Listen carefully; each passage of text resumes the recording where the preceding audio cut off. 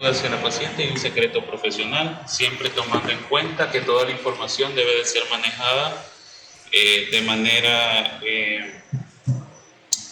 muy conservadora entre el médico y la paciente. No debemos de andar haciendo comentarios porque pues la paciente puede escuchar y desde ahí se va a perder la información que va a dar la paciente. Toda historia debe de tener los datos de identificación, nombre, edad, estado civil, de dónde viene, grado de escolaridad, ocupación. Creo que son factores importantes para poder adoptar el lenguaje que vamos a utilizar en la paciente. Y vamos a hablar de conceptos básicos. Como es una historia obstétrica, va a estar relacionado hacia lo que es el embarazo.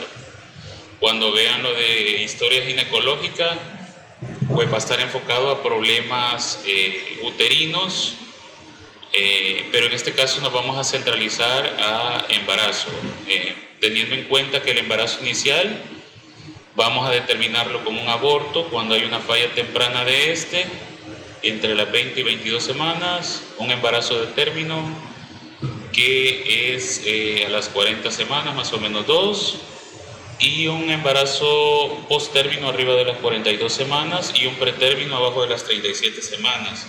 Vamos a poder determinar cuándo es una paciente primigesta, es decir, que está embarazada por primera vez, primigesta, cuando es multigesta, que ya ha tenido más de 2 embarazos, y cuando es nuligesta, que esto lo puse ahí porque no es lo mismo hablar de primigesta que de nuligesta, porque una paciente puede haber estado embarazada y nunca llevar un embarazo a término.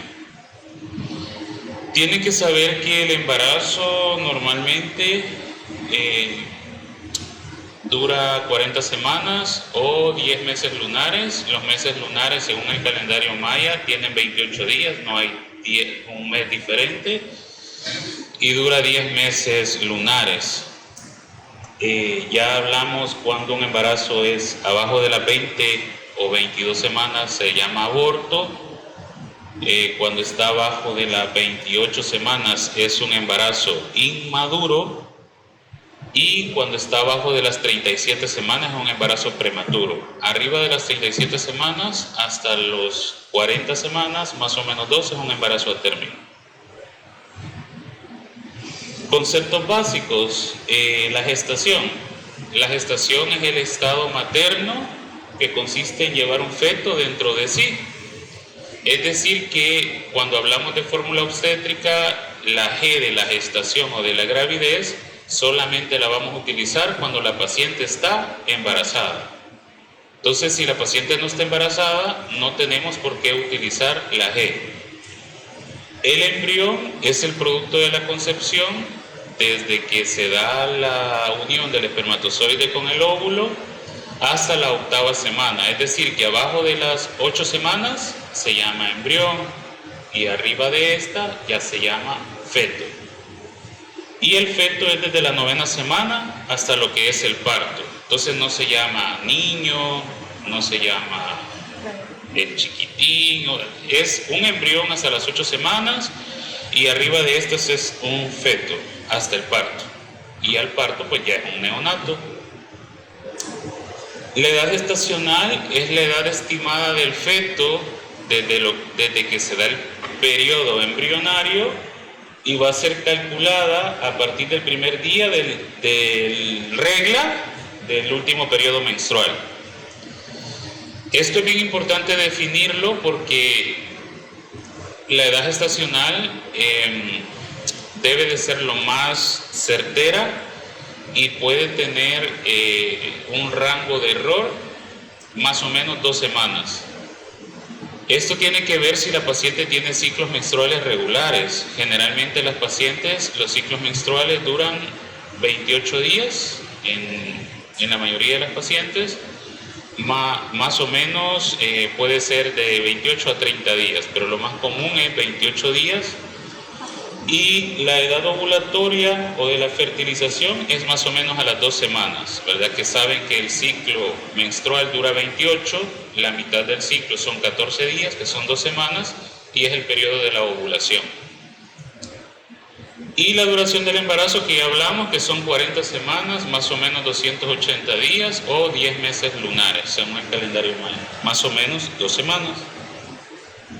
El aborto es toda la interrupción del embarazo de manera espontánea, no inducida porque no está legalizado en el país, antes de las 20 semanas o 22 semanas según la Williams nueva edición, o con un peso menor a 500 gramos.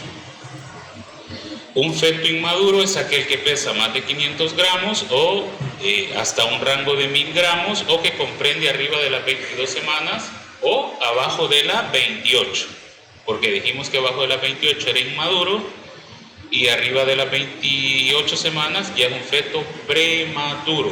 Inmaduro no es lo mismo que prematuro.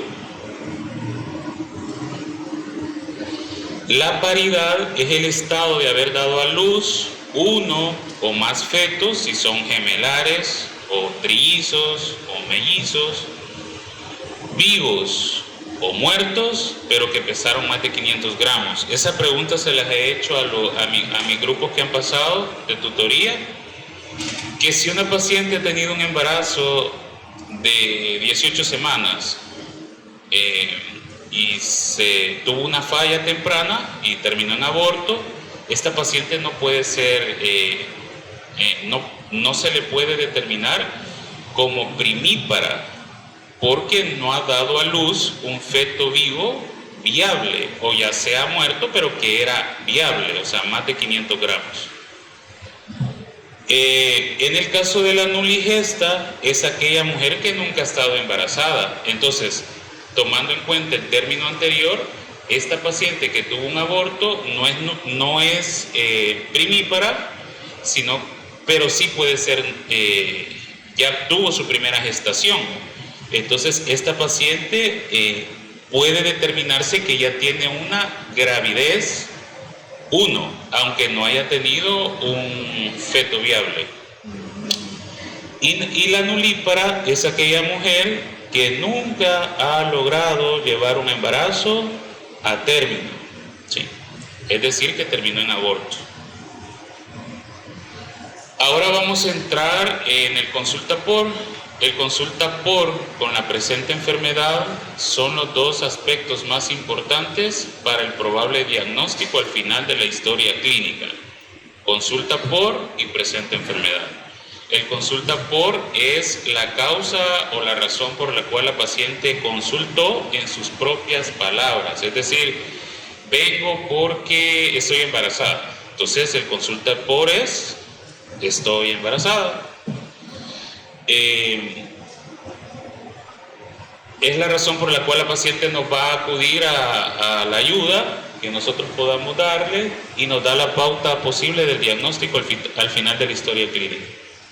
Un consulta por, cuando es un embarazo de término, los dolores, bote agua, que son las más comunes, rompí la fuente, entonces ya me vino, entonces son palabras en el propio lenguaje de la paciente, no tenemos que modificarlas. Posterior a consulta por, podemos consignar la información importante y sacar la fórmula obstétrica. La primera G, que es de gravidez o de gestación, que ya dijimos que solamente la vamos a tomar en cuenta si la paciente está embarazada actualmente. La paridad, que son los partos a término, la prematurez, que son los embarazos abajo de las 29 semanas, y los abortos, que son los embarazos abajo de las 22 o 20 semanas o un peso menor a 500 gramos. Y los vivos, pues, son la cantidad de fetos que nacieron. En el caso de la gravidez, un ejemplo, paciente de 20 años con su primer embarazo y tiene 38 semanas y viene por los dolores. Entonces, ¿Cuál sería la fórmula obstétrica? Grávida 1, para 0, prematuro 0, aborto 0, vivo 0. Pero si la paciente nos dice, fíjese que hace 2 años tuve un embarazo y se me vino a las 8 semanas, entonces concluimos que fue un aborto o una falla temprana. Entonces la fórmula obstétrica sería grávida 2, para 0, prematuro 0, abortos 1, vivos 0. Porque tenemos que tomar en cuenta el embarazo actual y los embarazos anteriores. Eso ya lo mencionamos. ¿Qué mencionaba? ¿Qué significa cada inicial? En cuanto a la fecha de última regla, es el parámetro importante para saber las semanas o la edad de gestación. Ya mencionamos que era muy importante si la paciente tenía ciclos menstruales regulares y que estos duraban aproximadamente 28 días, aunque hay pacientes que tienen ciclos de 30 días. ¿Por qué es importante? Porque a través de la fecha de última regla vamos a poder tener las semanas de amenorrea y la fecha probable del parto. Pregunta de examen, ¿para qué nos sirve la fecha de última regla? Nos sirve para sacar las semanas de amenorrea y la fecha probable del parto. Se debe constatar que los ciclos son regulares, normales, y debemos de preguntar al menos 2 fechas últimas a la regla actual. En cuanto a la fecha probable del parto, puede ser una pregunta. Ejemplo, fecha de última regla, el 1 de... Estamos a entrar a octubre. Entonces, fecha de última regla, 1 de octubre. Entonces, esta fecha de última regla nos va a servir para saber la semana de amenorrea que tiene la paciente y la fecha probable del parto. Pongamos que fue 1 de septiembre para tener un margen de semanas. Si fue el 1 de septiembre, a esta fecha le vamos a sumar 7 días a los días y le vamos a restar 3 a los meses. Tomen en cuenta que si los días se pasan al siguiente mes, solo van a restar 2 meses. Si fue el 1 de septiembre, la fecha probable de parto va a ser 1 más 7, 8. Y estamos en el mes de septiembre, 9 menos 3, 6. Entonces, la fecha probable del parto es el 8 de junio del 2026. ¿Por qué? Porque le sumamos 7 días a los días de la última regla y le restamos 3 meses a los meses de la última regla, tomando en consideración que si se pasa hacia el otro mes, solo vamos a restar 2 meses. ¿Tienen alguna duda con eso? Entonces, a esa regla que acabamos de mencionar se le llama regla de Nagel, ¿verdad? Entonces, ¿en qué consiste la regla de Nagel? En sumarle 7 días a la fecha de última regla y restarle 3 meses. Las semanas de amenorrea va a ser el periodo contabilizado desde la fecha de última regla. Mencionamos que fue el 1 de septiembre y hoy tenemos 20, ¿cuánto? 29, 30, hoy es 30. Entonces, ¿cuántos días tiene la paciente? Si fue el 1, tendría 29 días, ¿verdad? ¿Sí? Entonces a esos 29 días los dividimos entre 7, porque 7 días tiene la semana, y ahí nos va a dar la semana de amenorrea. ¿Alguna duda con eso? Porque eso es lo que viene en el examen. Entonces, se calcula sumando los días a partir de la fecha de última regla. Mencionamos que un ejemplo era el 1 de septiembre y hoy es 30, sumamos los días del 1 al 30, son 29, y los dividimos entre 7 y esa es la amenorrea. Y la fecha probable del parto, según Nagel, a los días le sumamos 7, que sería 8, y a los meses le restamos 3, que serían 6, porque 6, 7, 8, 9, septiembre. Fácil. Entonces, ya hablamos de la sumatoria. ¿Cuándo no podemos calcular las semanas de amenorrea? Cuando a la paciente le preguntamos, ¿cuál es su fecha de última regla? No me acuerdo porque mis ciclos eran irregulares. Entonces no se puede sacar una amenorrea. Entonces tenemos que fechar el embarazo por otras herramientas, como cuáles: náuseas y vómitos, prueba de embarazos en orina, inicio de movimientos fetales o una ecografía temprana. Una ecografía temprana es aquella que se realiza antes de las 20 semanas. Idealmente en los primeros 3 meses, que son las 12 semanas. Hoy vamos a hablar de la presente enfermedad. La presente enfermedad es la descripción de los signos y síntomas que presenta la paciente en un orden cronológico. Cronológico significa desde el más antiguo al actual, desde el más tardío al actual. Debemos de hablar, en el caso de las pacientes obstétricas, la principal causa son los dolores de parto.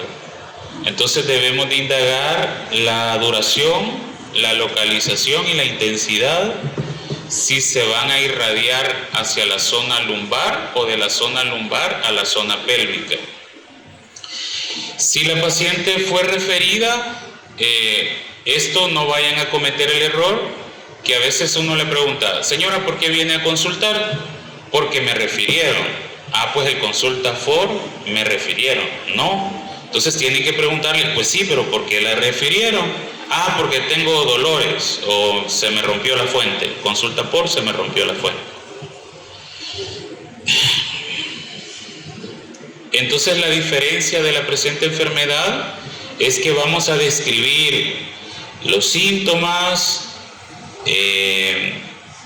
con un orden cronológico. ¿Cuál es la diferencia entre un signo y un síntoma? Que un síntoma no puede ser medible y un signo sí puede ser medible. En cuanto a las contracciones uterinas, debemos de saber el tiempo de evolución que tienen, si han progresado. Progresado quiere decir si han aumentado en duración, intensidad y frecuencia.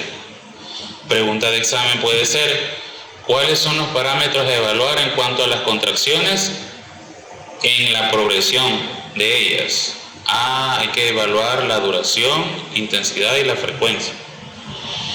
En cuanto a la irradiación, ya mencionamos, porque existe el trabajo de parto falso, los dolores lumbopélvicos, o sea que vienen de atrás hacia adelante, son los verdaderos dolores de parto. Entonces, si no son lumbopélvicos, sino que solo son pélvicos, pues puede ser contracciones de Braxton Hicks, que son las contracciones de maduración cervical o preparto. Importante tener en cuenta la edad gestacional en la que se presentan los dolores, porque si la paciente, caso clínico, paciente con embarazo de 28 semanas, consulta por los dolores, probable diagnóstico en una paciente que tiene dolores a las 28 semanas es una amenaza de parto inmaduro. Porque si el mismo escenario es en una paciente de 38 semanas con trabajo de parto, entonces probable impresión diagnóstica, trabajo de parto normal. Entonces por eso es importante saber las semanas de gestación a las que se presenta. Por ejemplo, si es una paciente que consulta con 8 semanas de embarazo y presenta dolores, ¿cuál es la probable impresión diagnóstica? Amenaza de aborto. En cuanto a las salidas de líquido a través de la vagina, la causa más frecuente son incontinencia urinaria en el embarazo, pero siempre se debe de descartar que hayan ruptura de las membranas ovulares. A la salida de líquido se le llama amniorrea o hidrorrea, a la salida de líquido amniótico, cuando ya lo hemos confirmado, porque dijimos que si había salida de líquido a nivel vaginal, debíamos de pensar en una incontinencia urinaria propia del embarazo.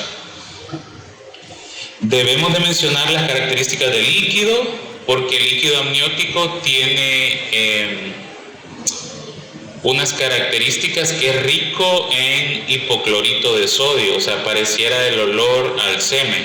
Bueno, no sé si todos sabemos el olor que tiene, pero es olor a lejía, porque tiene mucho hipoclorito de sodio. La ruptura de membranas espontánea puede ser con o sin trabajo de parto, y siempre debemos de tomar en cuenta signos de reacción sistémica como lo que son las infecciones. La paciente puede estar febril, si está febril va a estar taquicárdica y va a estar algún signo de mal olor o fetidez. Debemos de descartar situaciones que pueden simular una ruptura de membranas. Entonces, una de ellas que ya dijimos es la incontinencia urinaria. La otra puede ser la expulsión del tapón mucoso, que es un tapón ligoso, húmedo, y que la paciente puede pensar que le salió líquido. Además de esto, puede ser que tuvo relaciones anoche y pues salida de semen. Pueden ser infecciones vaginales como la leucorrea. La leucorrea es un flujo vaginal de color blanco, leucorrea. Puede haber utilizado algún tipo de crema vaginal o duchas. Y siempre debemos de preguntar, si la paciente da historia de salida de líquido, el tiempo de evolución. ¿Por qué? Porque a mayor tiempo, mayor riesgo de infección intraamniótica, o sea, hacia el feto. Cuando el feto nazca puede salir con infección el neonato, y tanto el neonato como la mamá pueden tener procesos infecciosos, que serían puerperales. En cuanto a los movimientos fetales, más o menos en las primíparas y en las multíparas va entre las 16 y las 18 semanas según Williams. En las pacientes nulíparas y a las 20 semanas en las pacientes multíparas. Las características ya mencionamos, que siempre debe de caracterizarse si esos movimientos fetales son cuantificados, igual que las contracciones uterinas, vamos a tener que cuantificarlas.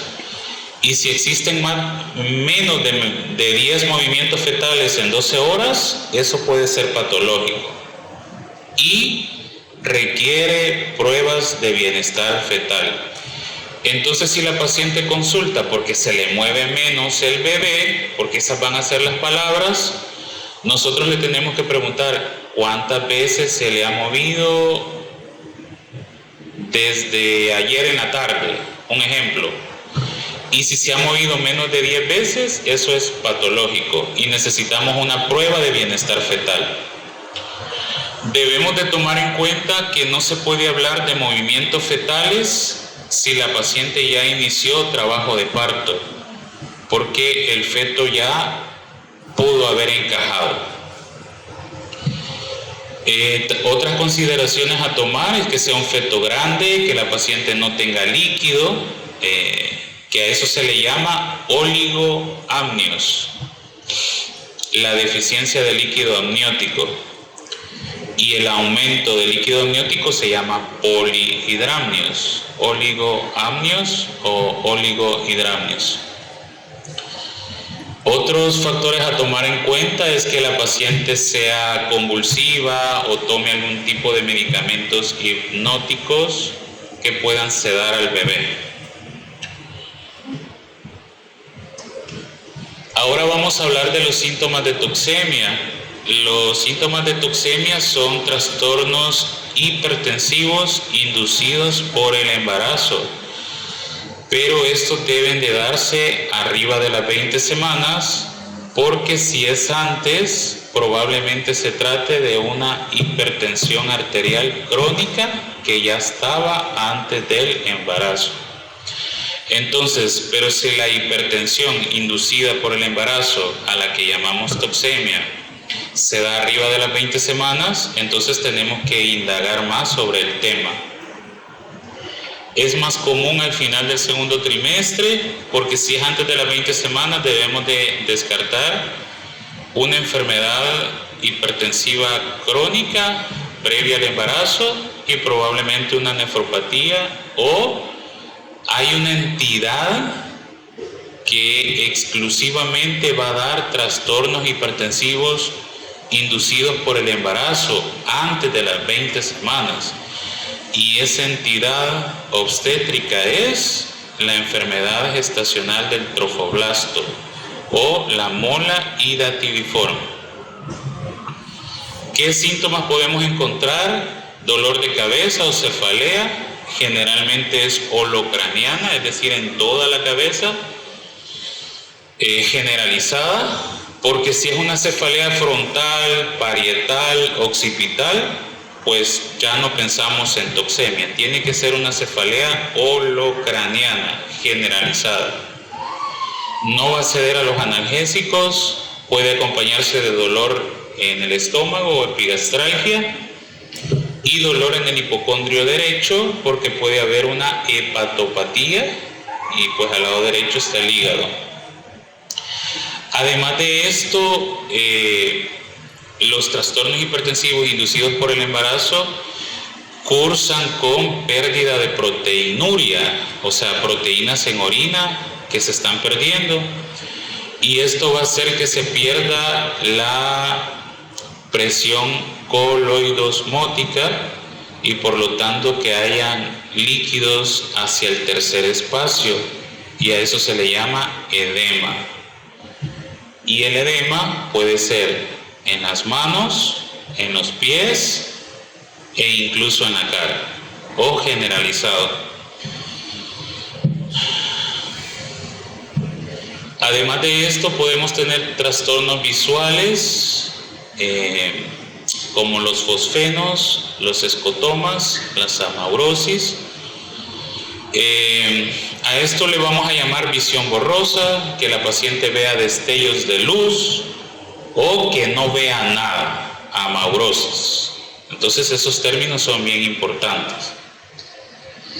También podemos tener trastornos del estado de conciencia o tinnitus. Entonces, lo que uno trata de hablar en esto es que vayan entendiendo un poco de la definición de términos.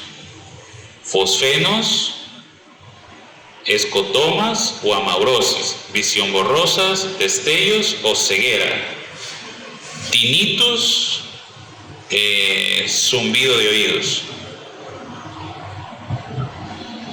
Otro parámetro importante a evaluar es la hemorragia vaginal, porque una paciente obstétrica puede tener hemorragias vaginales.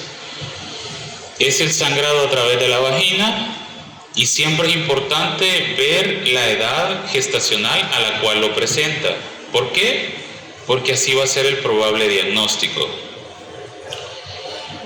El tiempo de evolución, la cantidad. Cuando preguntamos la cantidad, siempre lo vamos a comparar con respecto a una regla. Y una regla normal, uno le dice, señora, el sangrado es igual que una regla, más grande que una regla o menor que una regla. Importante en qué momento empezó a sangrar. Si uno le pregunta, ¿por qué viene? Porque vengo sangrando. Ok, ¿cuánto tiempo empezó a sangrar? Ayer en la noche. ¿Cómo a qué horas? A las 9 de la noche. Ok, a las 9 de la mañana tenía 12 horas. Ah, tiene 14 horas de evolución, porque son las 11. ¿Cuánta cantidad le bajaba? Como que si me vino la regla. Ah, pues sangrado igual que regla. Y le preguntamos, ¿fue espontáneo? ¿Estaba haciendo algo? ¿O se acompaña de dolores? Generalmente cuando las pacientes dicen, no, fíjese que estaba teniendo relaciones con mi esposo, entonces probablemente el sangrado pudo haber sido por alguna causa local del canal vaginal. Por eso es importante todos esos aspectos. Mientras que si el sangrado empezó porque la señora empezó con dolores, probablemente se trate de un trabajo de parto verdadero. También debemos de descartar implantaciones anormales de la placenta, o sea, placentas previas, pero eso en plena actualidad es imposible venir a diagnosticar eso al final del embarazo. Eso se diagnostica en el transcurso del embarazo mediante ecografías. Como les mencionaba, debemos de descartar causas no obstétricas, porque hoy estamos haciendo historia obstétrica, pero siempre debemos de descartar causas no obstétricas, como cuáles, traumas locales, ya mencionamos, que estaba teniendo relaciones y empecé a sangrar. Entonces, traumas a nivel de la vagina, que la paciente tenga un proceso infeccioso y eso haga que haya una inflamación en el cuello uterino y que esté sangrante, que se llama cervicitis. La cervicitis es una inflamación del cuello uterino. O que la paciente tenga algún trastorno de la coagulación, como las coagulopatías. Síntomas infecciosos, pues si hay fiebre puede haber una infección. Si hay fiebre, por cada grado centígrado se aumentan 10 latidos en la frecuencia cardíaca, entonces va a haber taquicardia. Debemos de descartar a la cabeza la infección de las vías urinarias. ¿Y cuáles son los síntomas de infecciones urinarias? El ardor al orinar, que se llama disuria. Dolor a nivel de la espalda baja, que son las lumbalgias, porque puede haber espalda alta. Hematuria, es decir, orina con sangre. Tenesmo o dolor vesical. Siempre debemos de evaluar si la paciente tiene fiebre, taquicardia, los procesos respiratorios de las vías aéreas superiores e inferiores, ¿verdad? También las vulvovaginitis o las piodermitis. Las vulvovaginitis son las infecciones del área vulvar y vaginal, y las piodermitis son abscesos de la piel. En cuanto a los antecedentes personales, los antecedentes ginecológicos, la menarquia es el inicio de la primera menstruación, la telarquia, la pubarquia, todo eso tenemos que preguntarlo. Si los ciclos menstruales eran regulares o irregulares, y también es importante preguntar los factores sexuales, parejas sexuales, infecciones de transmisión sexual, y aquella paciente que probablemente pueda tener una infección como el VIH, no se pone paciente VIH positivo, se pone paciente PVVS, sería PVVS, paciente viviendo con el virus del SIDA. Importante las citologías y si está o no planificando. Siempre volviendo a lo mismo, es importante la frecuencia de las menstruaciones, porque si las menstruaciones han sido regulares, la fecha probable del parto va a ser bastante certera. Y si la paciente está planificando, pues no va a tener una adecuada relación, los datos que nos va a estar dando de la fecha de última regla. En cuanto al control prenatal, a la que le denominamos CLAP, debemos de anotar el control prenatal, en qué fecha lo inició, cuántos números de controles lleva, 1, 2, 3, 4. Una paciente obstétrica al menos debe de tener 6 controles prenatales, la inscripción y los controles subsecuentes.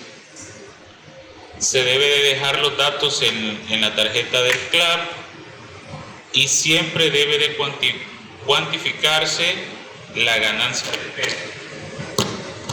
ya dijimos que una paciente durante todo el embarazo debe de subir al menos 11 kilos.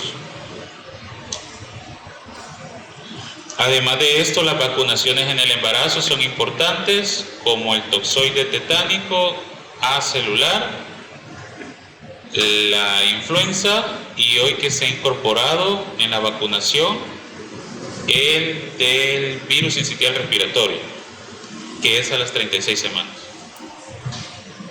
Debemos de preguntar otros antecedentes personales como alergias, medicaciones, ya les mencioné, como pacientes convulsivas, que tomen antidepresivos, antivirales en caso de pacientes PVVS,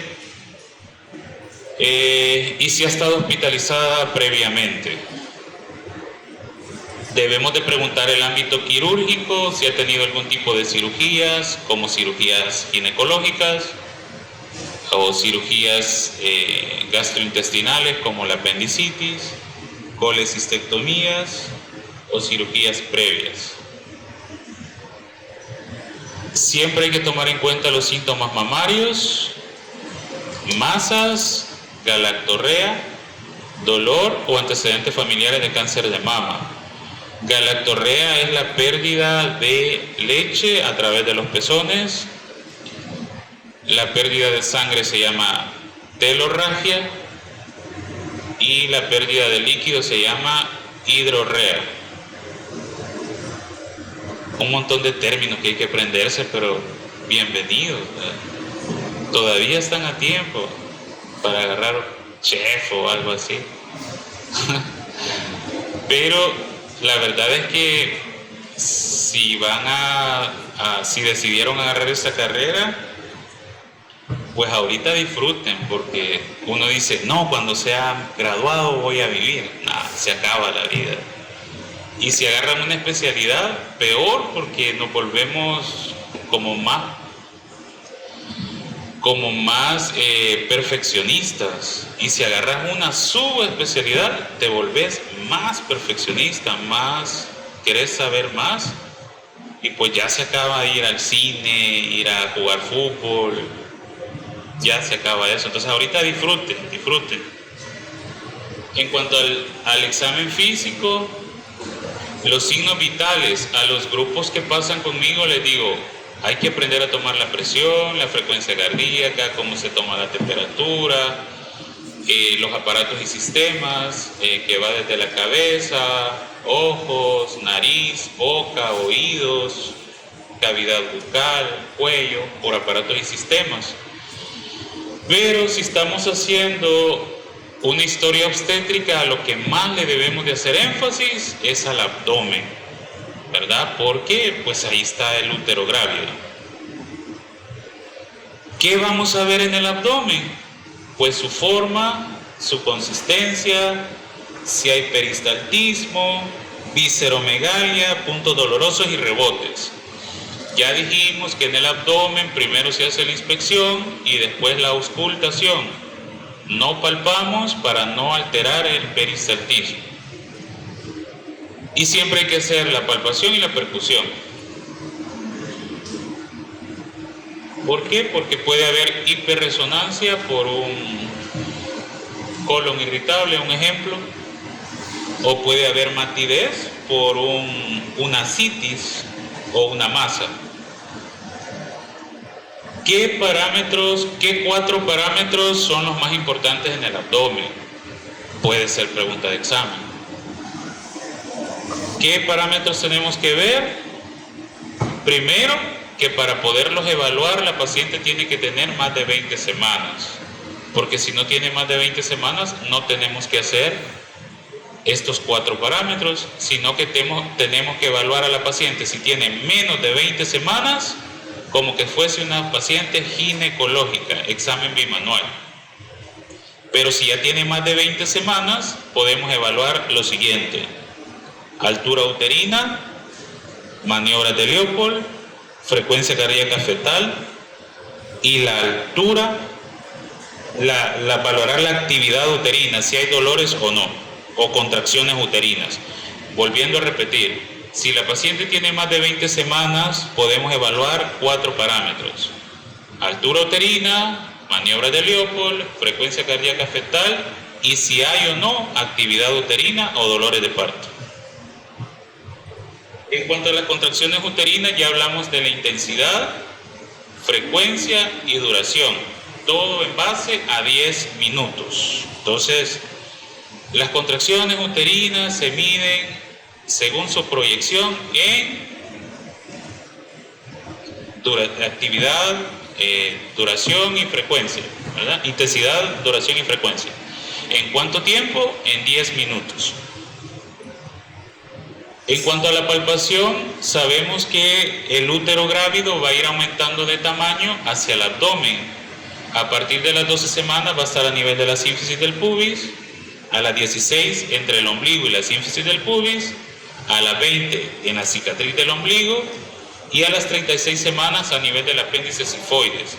Tenemos que saber que desde la gestación hasta las 30-32 semanas va a ir aumentando 1 centímetro por semana y que después de las 32 semanas 0.5 hasta el parto. Entonces eso lo tienen que saber porque puede ser pregunta también.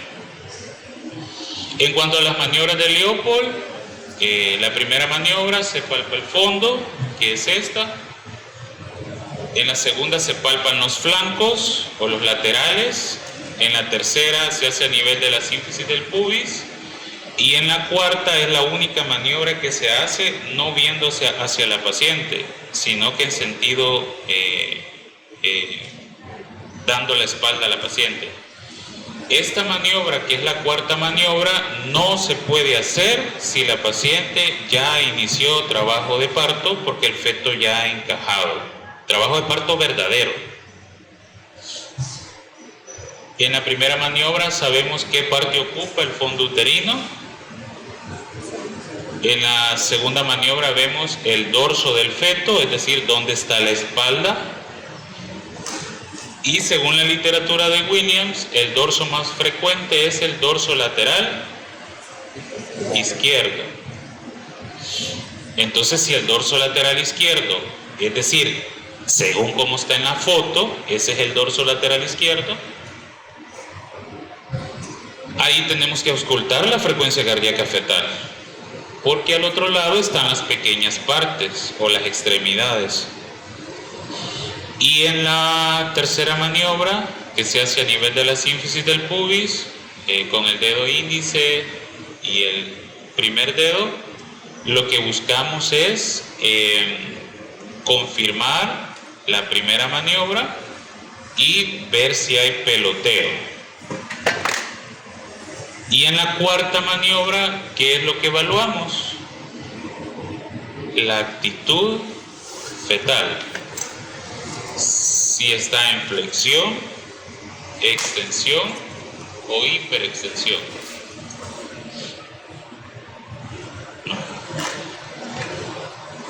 Ya dijimos que la evaluación del primer trimestre debe de ser como que sea una paciente ginecológica con un examen bimanual. Vamos a evaluar si hay masas a nivel del canal vaginal y uno de los signos bien importantes son Goodell, que es el reblandecimiento del cuello uterino, Egar, que es la vascularización del cuello uterino, o sea, un cuello más violáceo, y son los dos más importantes. De ahí está Noble, Budín y Spiskazek. En cuanto a las tumoraciones, debemos de evaluar los anexos. Los anexos son los ovarios y trompas de falopio. Después de las 20 semanas, la información se debe de hacer mediante un tacto vaginal para poder evaluar la pelvis ósea. En la pelvis ósea es bien importante palpar lo que es el promontorio del sacro, la concavidad del sacro. El promontorio del sacro es esto. La concavidad del sacro es esto. Las paredes de la pelvis, si son convergentes es que van hacia la luz del centro, o divergentes, que son hacia afuera. Las espinas ciáticas, que son bien importantes, el ángulo subpúbico y el coxis. Estos parámetros son complicados, no nos vamos a meter mucho en eso. ¿Tienen alguna pregunta?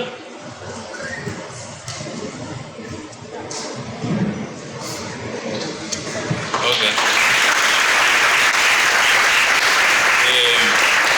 Creo que a los grupos de tutoría que han pasado, todos van a ir aprendiendo con cada tutor. Algunos en el área ginecológica, en el área de las especialidades, y en mi caso pues en el área de mama, porque soy su especialista en mama. Pero de todos van a ir aprendiendo. Todavía están a tiempo. Gracias, nos vemos. Bienvenidos.